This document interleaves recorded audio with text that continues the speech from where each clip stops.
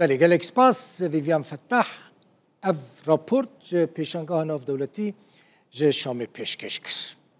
ده کنگرسمنین اندامین کنگرس امریکای نافدارن و سر اکرانین رو داوی دبینن. لینسی گراهام و کریس فان هولنن. باره حکومت شامی گلکی گران کرن وان هر دو کنگرس مانان. دبیجن دی نر حتی که جزا برحتی جسر سوری ورا را کرن.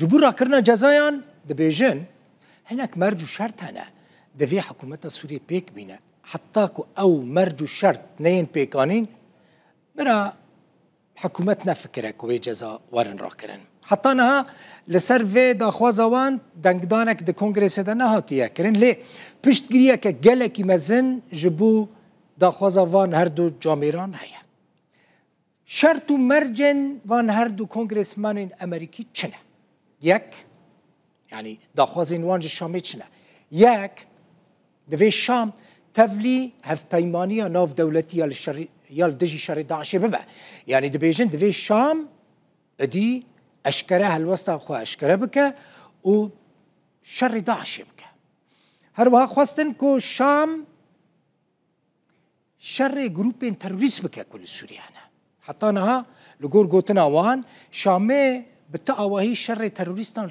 لسوری نکرنه.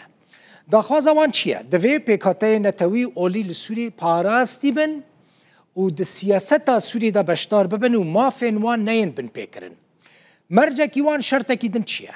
پاراستنا پیوندین آشتیانه لگل ولاتین جیران به تایبتی اسرائیل. یعنی داخواز دکن که ادی سوری شر اسرائیل نکه و پیوندین دنابرا سوری و اسرائیل دجی پیوندین دوستانه بن.